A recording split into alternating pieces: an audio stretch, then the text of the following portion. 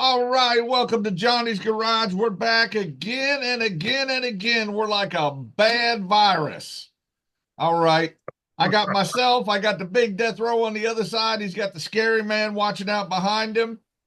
Oh, yeah. You we were talking beforehand, and you said the only reason that scares me is because I had to step in the ring with that man. And let me tell you, out of everybody, that man was the least one I had worries about because I knew your abilities. Oh, yeah. Some of these other people, you and me both, if we counted the drunks, the people coked up, the people this and that, I never worried about you. No, I know. Didn't have to worry about coming in on substance or doing anything like that. You knew exactly what you were getting when I stepped in there. You were going to get it hard. You were going to get it fast. I was coming with everything I had, but we mostly come out one piece at the end of the match. It's every once in a while we'd have to break something, but not too often. We broke a lot of rings, a lot of ropes. Oh, speaking of that, you see my jacket up there hanging? I do. I put that I thing do. on and I can't even get it to come across my belly anymore. I'm not going to comment. No, no comment. All right. I've seen the picture you put up on the page with Ultimate Ranger coming out in the tuxedo jacket. Brings back really good memories of the old days. And I remember when you made the switch from Ultimate Ranger to El Satanico. And I feel like I might have had something to do with that. Well, that was the only way I didn't have to work you. And it worked for a while. It did. It worked It for a did. It while. did. And then all of a sudden, everybody says, let's have two heels against each other. That's right. I remember the days when if you and I showed up at the same building at the same time, we knew who we were going to wrestle that night. I remember those days. It was and I just talked to the special guest. He's going to be coming on in here in just a second. So you might have to refresh your screen. okay. That's I will say this. I will say to all our younger guests on here, between you and myself, we never called a match ever. No, no. You got your screen refreshed there? No, I don't know. Hold on, I see my third doohickey there. Oh wow, for real? What's All right, going on? Hey, I son. told you one of these days we were going to talk about family and wrestling. And ladies and gentlemen, the young man on the bottom is Mr. Deathrow's son. His name is Lane.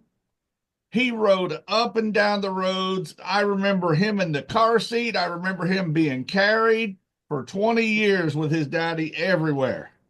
Oh, so you remember about this time? Yes, I remember those Oh, look at times. that. Look at that. Heck yeah. See, I was going to pull out the old pictures of you and your sisters in the ring, beating up other kids.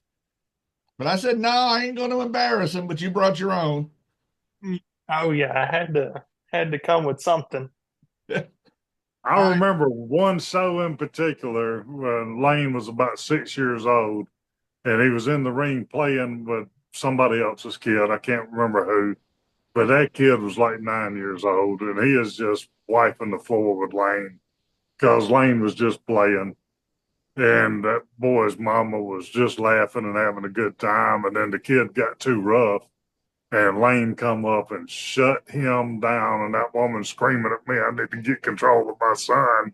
Yeah, I looked at her and I said, "Oh, it was all fun and games when your boy was on top, but I said, you need to go and get your boy out the ring and go on somewhere." And That was in Eufaula, Alabama. We were working was with it really? WPW Wrestling.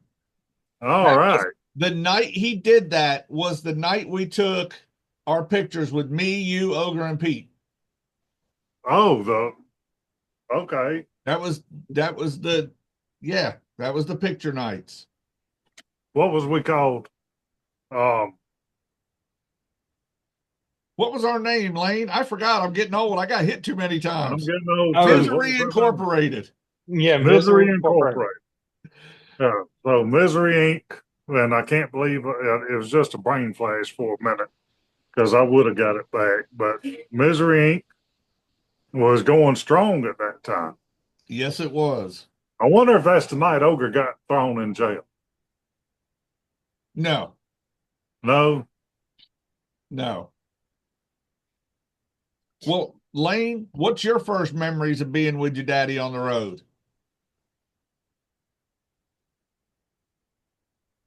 There's a couple, but they pretty much start out going down to Florida, Milton, Florida. How old were you? At that point, I'm not sure. I know I was probably 9, 10, maybe a little younger. Um, but those were fun, and the reason why that place sticks out to me so much because we went on a camping trip down there on the beach, and we ran into some um, old friends, new friends, and made new friends with Scrappy and his family. They were in the okay, campground right across from us, and we joined together during that trip. And you're talking Scrappy McGowan, right? Yes, sir. absolutely. Yeah. See, the funny thing is everybody remembers the wrestlers. We remember the faces.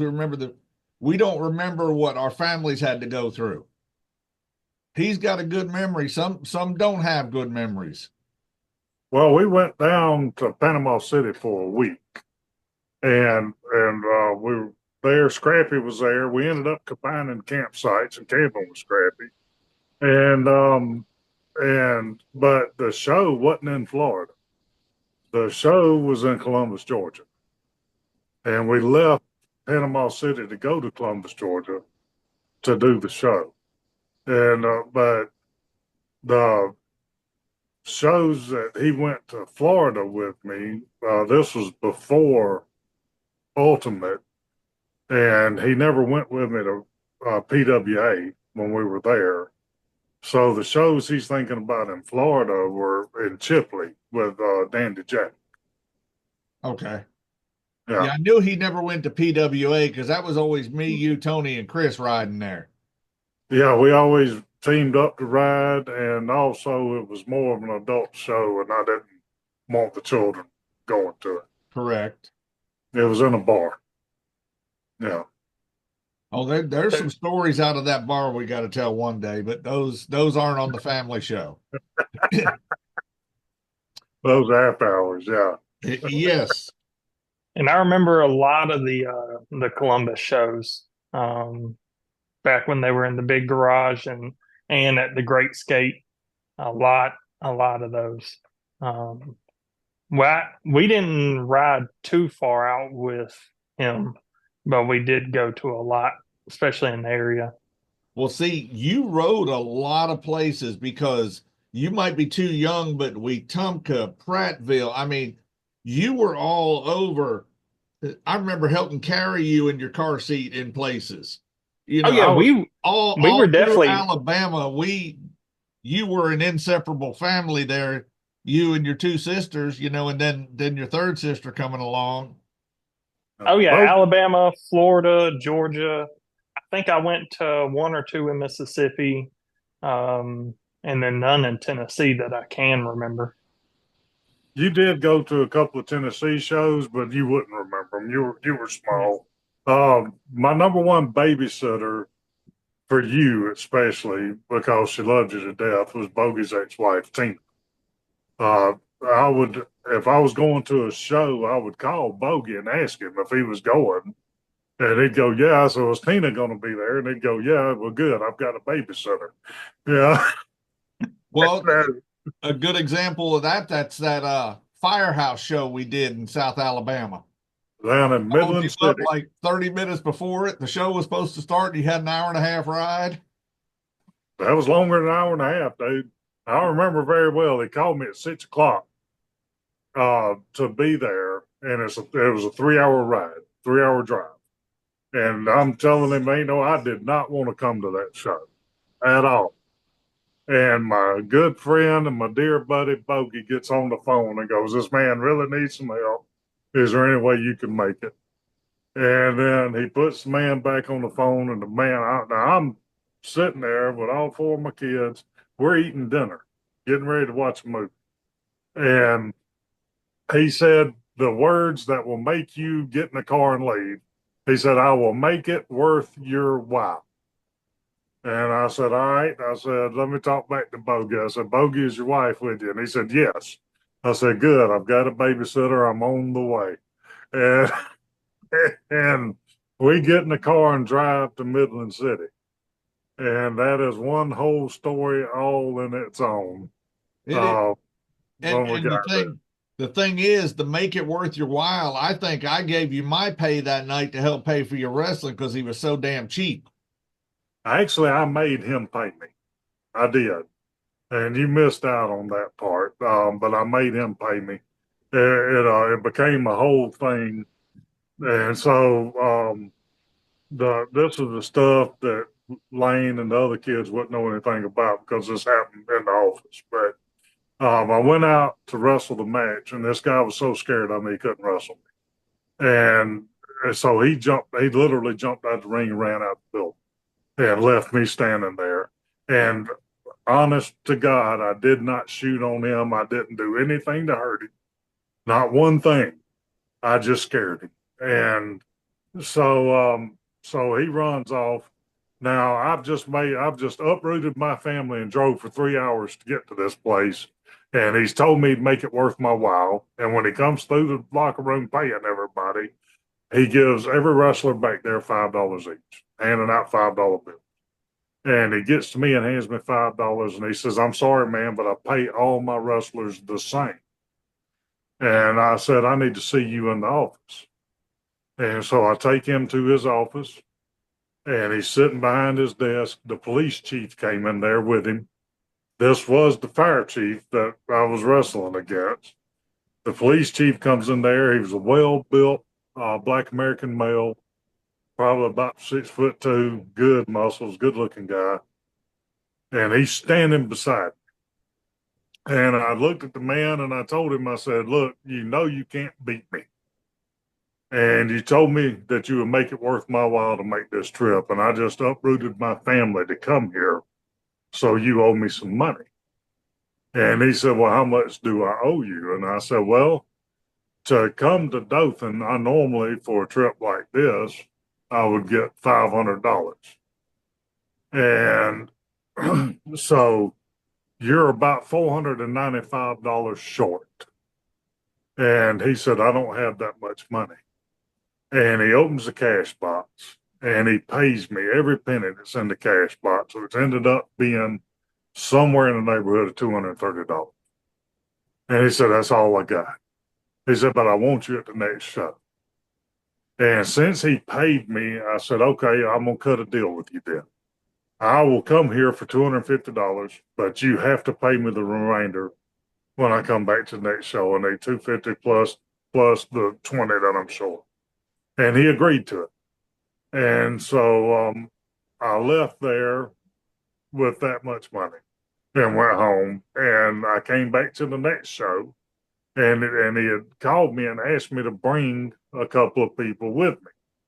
And Bogey, I can't remember if you were in the next show. You were there, weren't you? Oh, yeah. That was the show we had the whole Johnny's Garage crew in there. Yeah, that's right, because I brought Chad and George with me. Yep. And we're riding in Chad's little Suzuki Sidekick.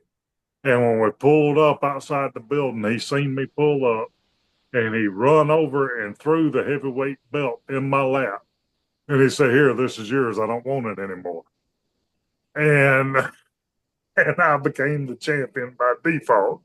and then I ended up wrestling George that night, Well, if which you was crazy. remember, we went down there and he was talking to you about something, and he says, "Who trained you?" And you said, Johnny Davila. He goes, "Oh, really? I know him." And you said, "Yeah, and him and him and him." And he went and dressed in the mop closet. Yeah. Yeah, He yeah, we he had a crew says in there. Oh, he and says Neon my was number there. one. Go ahead, son. I was just going to say, you said my number one babysitter was Bogey's ex-wife, but as I got older, and you found other wrestlers in the area that you became good friends with, I spent a lot of evenings and nights over at Joe's house with Peggy watching us. Yeah, yeah, that's true. A lot of nights over there. Yeah, Um, they weren't as and strict as I was. You got to have fun when you were over there. Yeah, no, we that's somebody else we need to get on the show is Joe.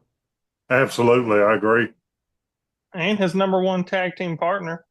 Oh yeah, John Boy's got to be on with him. No, not John Boyne, Crazy Cat. Oh, crazy. Look, John Boy's number two. if we bring John Boy on here, I demand that he have his number one tag team partner, the Flamingo Kid, joining him in the podcast. Oh, We I have to second talk that. about I thought you meant the doll. it. That's who the Flamingo Kid was. Well, Don't you remember the gimmick? The yes, I Flamingo forgot Kid? about that. All right. I'm going to talk to you for a second, Lane. Yes, sir. I spent many years in Johnny's garage training. And you, as a young man, and your sisters and everything, bounced around in that ring every week with us. To you, how was that ring? It was the only one I ever knew. It was nice. It was real fun. I never got hurt in it. Maybe bumps and bruises, but I mean we always had the time of our life. And then after I got older and Joe actually had bought that ring that he had, I realized what real comfort was. But until then, uh, until then, I didn't know. And those training sessions up there at the warehouse in Eclectic were real nice. The training group thought that they were getting beat, but I I mean I remember the Johnny Garage days. I remember crawling under the ring, um, touching the walls, all the parts. But it was that was it. I mean that was the best ring we had. And after we moved the training sessions over to Johnny's front yard, uh, a buddy of mine was training with us, a real good friend, and we had joined a gym, a boxing gym, and their ring felt the same as Johnny's. I mean, it was really nice. I took a bump in it, knocked my breath out, and went on about my way. I was like, I'll stick to the comfort of these Yeah. other rings. Well, there's a reason for that. Johnny's ring that we trained in was a boxing ring. And so we were training in a solid wood dinosaur, I guess you could say. This thing was old and it was solid oak wood. And it was just as hard as concrete out there in the parking lot. And just like a boxing ring's supposed to be. And that's what we trained in. Oh yeah. See, Yeah, that was my next question for you, Lane. See, I've told your dad before that I'm actually jealous of him. You know, my son's never going to get in the ring. You know, he's got other issues. He can't do it. And you guys actually trained together. He helped train you a little. Johnny showed you a thing. You know, you trained with all these people, you know, a little bit here and there. You didn't get the full effect of the trainings, but you know, you took the bumps and you were in there working on it, and you guys got to work shows together. We did. We got to do two, and we'll come back to that in 1 second. Training in Johnny's front yard was probably the best experience I could ever have because every time he was out there sitting beside the ring, every time. And on the walk up to his house, Dad told me every time we were in that walk, what Johnny says goes. What Johnny says goes. What Johnny says goes. So that's imprinted in my head. So every time Johnny said something, it just went. Well, Dad was showing me, the catch can. He was teaching me the hooker style, and he showed me the one. If you get into it, you ain't getting out of it. And he puts me in it, puts a little pressure, and it hurt. He said, and he was like, "Do you feel that?" And I was like, "Yes, sir." He said, "Don't ever get into it." And then Johnny said, "Whoa, whoa, whoa, whoa! You see that thing dangling there?" And I was like, "Yes, sir." Bite it. And I mean, Dad wrenched down on me. I mean, brought tears to my eyes. He said, "You bite that, that'll be the last thing you ever bite." And then let me go. Well, he just knew I was about to do what Johnny said, and I was about to clamp her down on it. well, let me tell you, you're the only one that's ever said that was the fun time is being in Johnny's garage and having Johnny helping you train. It Well, was.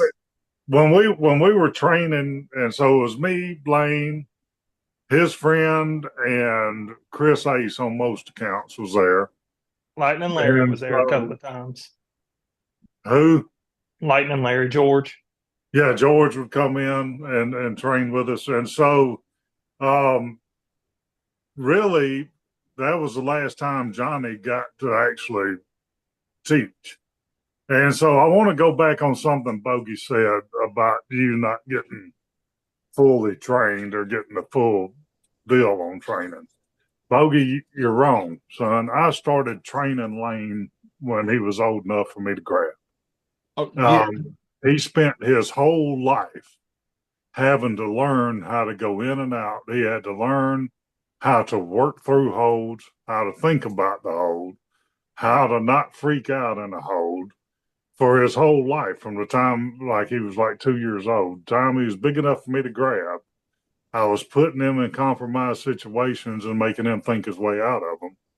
And so when he went into high school wrestling, once he figured out that they couldn't pin him unless he let them, once he got that through his head, they couldn't hold him. It was a wrap. There was no way for him to hold him. And because of everything that I taught him how to hook.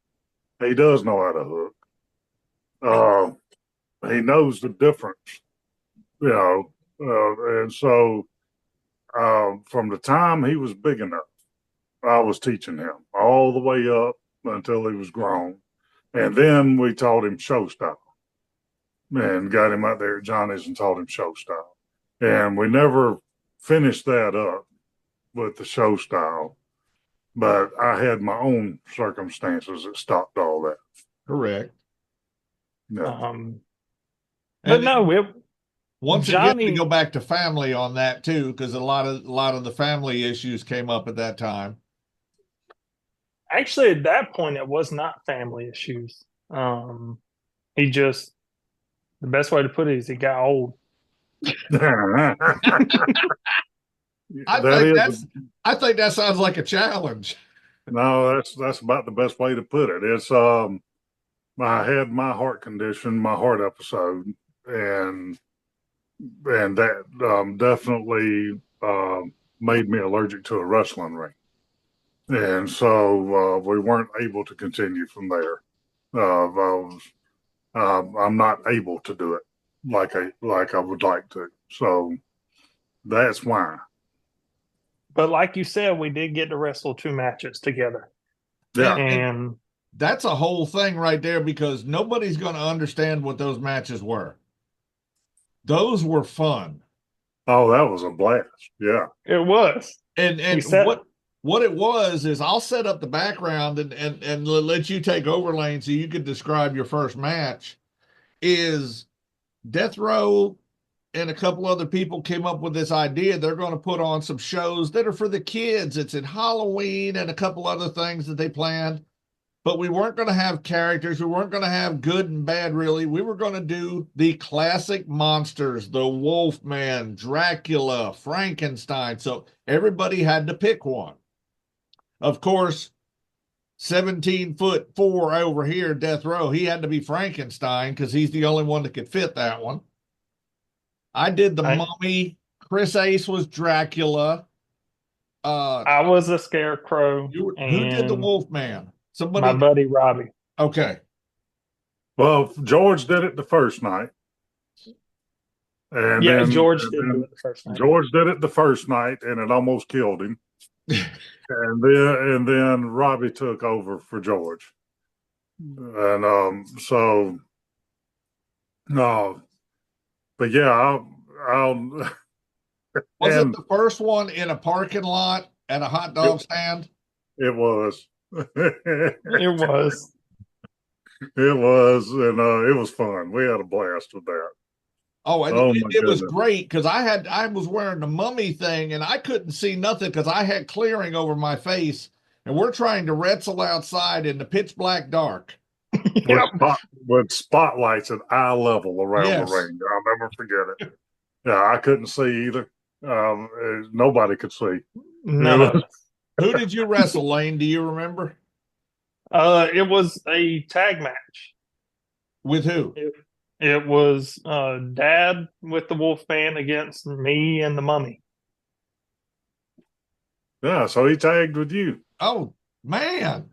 You had your worst match and first match at the same one. It went smooth. All I was allowed to know was the beginning and the end and one part in the middle. That's all you need to know. Which the part in the middle we didn't get to do on the first one. No, because like I said, George was dying. George was dying. It almost killed him. It did. He ended up in the hospital. Yeah. George had a series of heart attacks, and they started in the match. He finished the match, and look, anybody that knows George, especially wrestler-wise, knows he's hands down one of the toughest people ever. We watched him break his neck one night, and his arms quit working, and he tried to kick the guy to death till his legs quit working, and then he fell over. I mean, George is tough. That was in the Shriners. Yeah, and he was having a series of heart attacks that night, and they started when we started the match, and he wrestled that match, and he was dying. So he fortunately he lived through it. And he's still with us, but that was a bad night for George.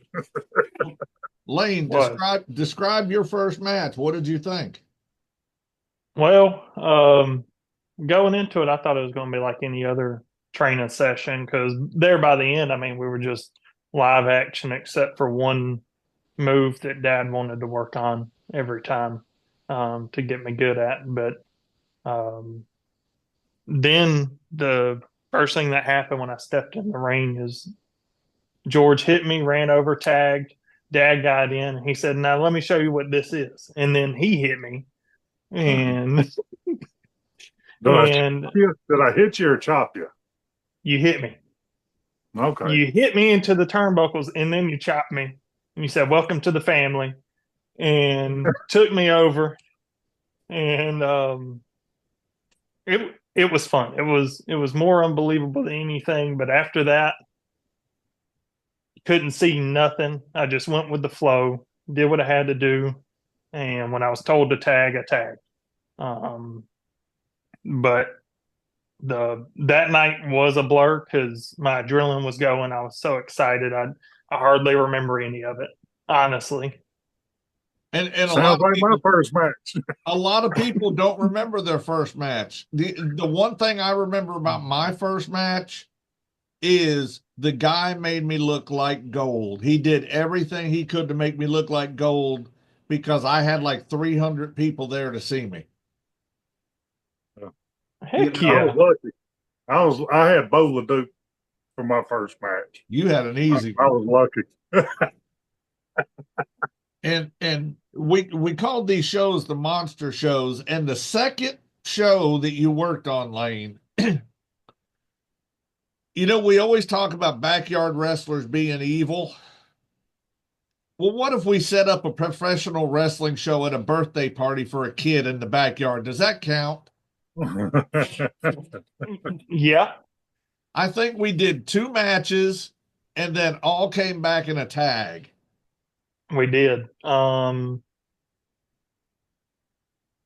Yeah, was, yeah, it was you, Dad, Deathrow, Chris Ace at that one, Robbie, and me. we had 4 people. So we worked at the classic style, 2 singles and a tag. Right. Yep. I just remember dressing in some lady's kitchen. Nope, it was her kid's bedroom, It was a kid. and I have the fondest memory of this because we Oh, all that's had the right. He had same. that cool room. He did. He did have a very cool room. But it was me, you, and Dad in there. And I stuck myself in a corner because I've heard all the stories about Dad in the locker room. And so I stuck myself in a corner, got dressed, played on my phone for a second, got up, turned around. Dad was bent over in his bag, still looking for his Spanx, butt naked. And all I see is butt, nuts, and the dangly thing. I looked over, locked eyes with you, Bogey, and you're just sitting there shaking your head every time, is what you said. Every time. Well, I do have pictures from the Wetumpka shows and a couple other ones. So, yeah. It's a dressing room. We're getting dressed. I gave you 30 minutes, okay? 30. No. The funny thing is all these stories are coming from your son. I know it. That's the best part. Everybody else is scared to say them.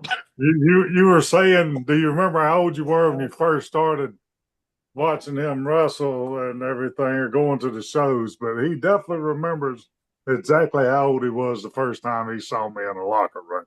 He remembers that. But leading into that match, it was very smooth. I think my first singles match, I was in there with Chris, Yes, you were. and then ours went smooth. I don't remember it as much. I just know that we had worked together enough. We knew each other. And, he said I hit a little too hard, like my dad, and so he peppered me back. And but other than that, it went smooth. Now the tag match didn't. It went smooth, but not as smooth as for my friend, who that was his first match, and Dad set him up for failure. Huh. So there was a spot in the match where I was going to do a splash off the top rope, and you had stretched him out a little too close to the ropes. My knees were hitting the turnbuckles as I was coming down, and I squished the ever living mess out of him. I seem to remember that. Yeah. There was one move or one spot you had, Lane. It was like a drop kick or something like this that you were worried about hitting in the match. And I was sitting back watching you. I can't remember what it was. It was some kind of little thing. And I remember telling your dad, I said, man, he's pretty good at this. Yeah. It was the move that we had worked endlessly on, and it was the walk in the ropes. The walk in the ropes. That's what it was. It was the walk in the ropes. I did it playing around, and he said, "You almost got it. Let's get it." And from then on, we worked on it. He was like, "That's something I ain't never been able to do. You're going to be able to do it." So Yeah. That's what people don't understand whenever they talk about how we rehearse matches before we go out and wrestle them. We don't. We learn our craft before we go out and wrestle.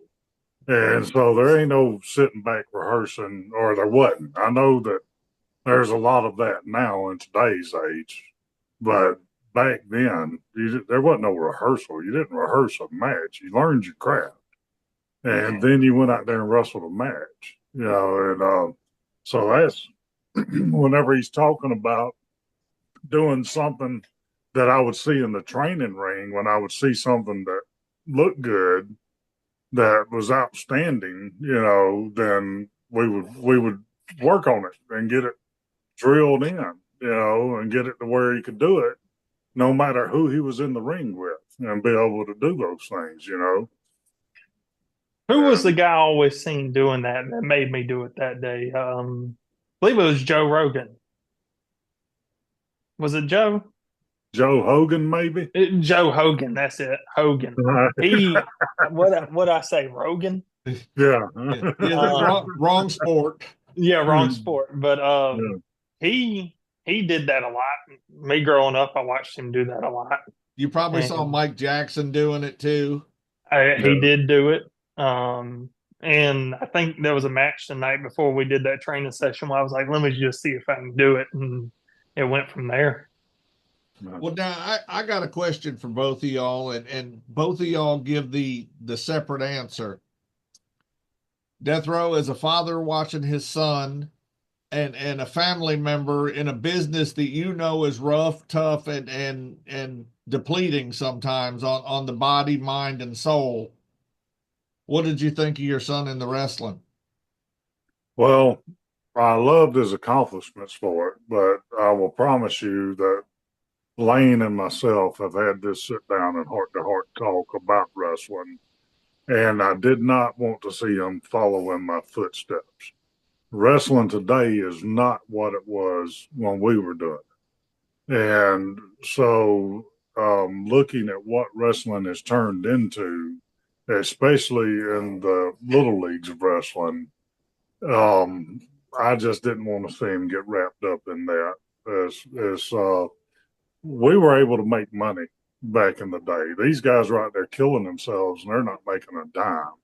Correct. And so I just didn't want to see that happen. I did. And the other thing is, and I'm going to say it just like I mean it, is I wanted Lane to follow his own passions and follow and pursue what he wanted in life. I did not want him to feel like he had to finish something that I had started. So I wanted him to develop his own interest and go after what he wanted. And I support him 100% in anything he chooses to do. And so that's the other reason why I didn't push him right into wrestling. I enjoyed the time we spent. I enjoyed training him. I enjoyed working with him and wish that we could do it again. I really do. I'm not physically able, but I wish we could do it. But uh, with all that being said, I still wanted him to pursue his own interest. And Lane, let me tell you, he's told me that before. And I agree with it. I agree that you shouldn't follow just because you think you should, and he's right. And you have become a good young man doing what you do. But now, in that same instance, when you got into the wrestling and you got your head bashed in a few times, how did your respect level for your dad go having to do that all them years? I already had high respects for it only because, I'd been there and seen a lot of the stuff. Guys get broke up to pieces and just crumble. I mean, not the broke into pieces, but other guys crumble mentally. And I knew how much work there was going into it because, again, we were there at Johnny's a lot of the time when we weren't getting into stuff that we weren't supposed to be getting into out there. We would sit back and watch y'all. It was, and then when I actually started training, like remembered training, I understood how hard it was then. Um, the, but I'd have to say that some respect went down for a lot of the wrestlers because now that I'm training, I understand how not easy, but how much work it takes to put into it. And once you put that work in, you shouldn't lose it. Right. And for you to go out there and to be so sloppy at this point where nobody can have a good match with you and the crowd can see that, me in the crowd, I can see that this guy's having to carry you. And I ain't talking about the old men in it. I'm talking about the young cats that would be out there and it just looked terrible. But for Dad, I always had the same respect, and for people like you, Ogre, the guys that went out there and actually put on a good show. Um, I went to some shows where all they wanted to do was a high flying. It was like every match was table ladders and chairs or breaking light bulbs and stuff like that. That I didn't like those as much. Mainly because there was not really an art into it. You're just tearing each other to pieces, no rhyme or reason. Um, No psychology at all. He sounds yes, like sir. he's been in this 40 years, doesn't he? He's picked out everything why we cannot go and sit and watch a wrestling show. That He's been same in it. He's been in it 27 years now, I think. Right. But and everything we that always talk, Lane, let me tell you, I am going to take this clip and make this a separate clip and play it on the page that somebody who trained, had two matches, has already seen in his life that people take it easy once they get into it, and it shouldn't be done that way. Thank you for saying that. I hope some young people listen to this and take that to heart. I hope so too, because training, they take it as when you're done with training, you're done, but the learning should never end. Should You learn never. every match. And my actual decision on why I didn't move forward with wrestling, because Dad knew another trainer, Robert Gibson, just a couple hours away. He was going to reach out to him, but we actually went and watched one or two matches together, and Kevin, Kevin's show. Kevin's, and we went to the WWE when they came to town, because Yeah. that was still the low time guys, and they're trying to come up. Um, and that helped me make my decision that I don't think that they would like wrestling me, um, just because of the skill base that my dad had given me. Well, Guarantee you they wouldn't. Lane, let me tell you, there's a lot of old people that would love to wrestle with the skill base he had, but the new ones, I agree. Yes, sir. They would run me off. And If and not for run me off, they'd clear the locker room on me. and for the few days that we worked together and the shows we did together for those couple, I enjoyed it because you actually took your time and learned what you did and didn't try to outdo what you could do. Hey, no, we to put on the show, it is a show, and I was always taught and learned that matches to win. If you're not doing anything else, you're winning. That is the end goal. So with that end goal in mind, I mean, you're still there to put on a show, but you work towards it every step of the way. And that's how I wrestle. Well, I How mean, we does he work not towards have a that end goal. career in training? Well, he might end up with one. You know, if wrestling gets hot again, he could definitely teach. You know, one is Lane was all state in high school, so his Graco is solid. I will just love to see any professional wrestlers in boots right now pin him. I'd just love to see it.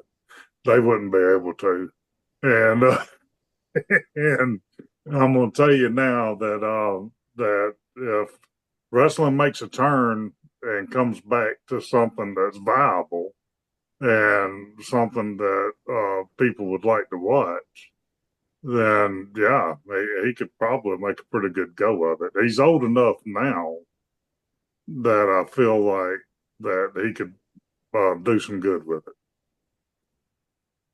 Well, Lane, I got one question before we get off of here. Your dad said earlier he beat you and put you through stuff and did all this to make you stronger, but I have one question.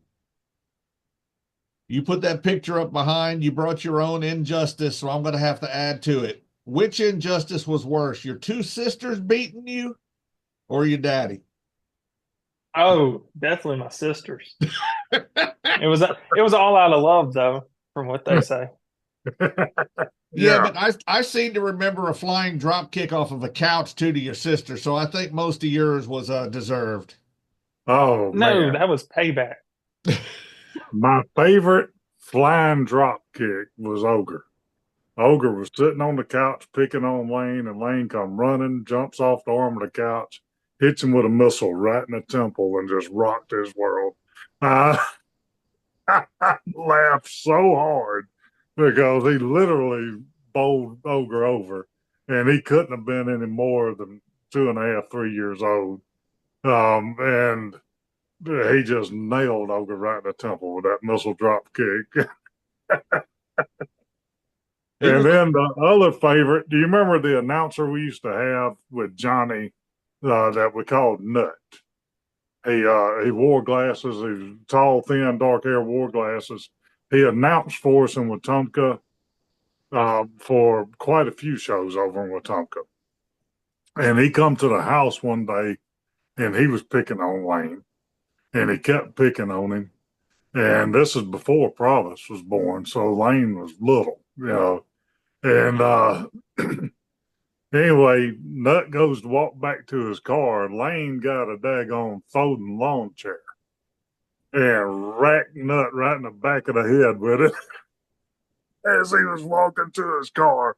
And he throws the chair down, crosses his arms, and just stands there giving him the evil eye.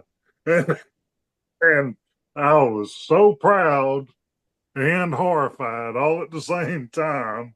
I couldn't let Lane know I was proud of him because he just done something he wasn't supposed to do. But yeah, he took right on after his daddy. well. Yeah, I don't know if you remember this one. It's probably not a smart thing to do, and you're paying for it now. But when you used to beat your head into the chair and say it hurt me, hurt me. yeah, I remember. When Lane picked up, I think it was a book or a pie pan or something at your house, it starts going, hurt me, hurt. Oh, that was hilarious. I'm like, yep, father and son. You don't remember that, do you, Lane? I do not. Oh, we got a lot of enjoyment out of you and your sisters when y'all were younger. Oh, I can only imagine. And you've seen a lot of the pictures because I've sent you a lot of the pictures that I come up and see in videos, and I get a snippet. Yeah, you really had a very good life traveling. You got to see a lot of things, do a lot of things, just as my son has. You know, my son wasn't the wrestling. We do a lot of other things. Yeah, But y'all do a lot of things that I'm going to be jealous of for a long time. well, as a childhood, though, man, you got to travel to somewhere new every weekend. You were really in a big party type situation at these shows. You know, everybody else is like, oh, I want to meet him. And you just walk back in the locker room. You know, Yeah, it for you, it's pretty good, you know, just like, and when you have kids, you're going to go, man, I did all this stuff, you know, and you can show your kids the things you did. Oh yeah, there was a bunch of fun times. The only thing that I really wanted to do that he never let me do was during y'all's paintballing days. We were too young. I think we could have held in with the best of y'all. yeah, but you got a cousin that's blind in one eye because of paintball, son. It's, Yeah, but y'all were being safe. no, we weren't. Obviously, you weren't out by that lake.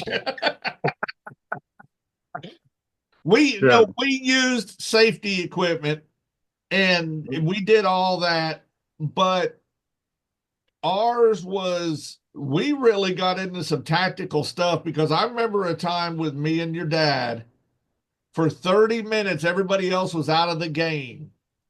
Neither of us could find each other. We were low crawling, camouflaged, and everybody was watching to see who it was.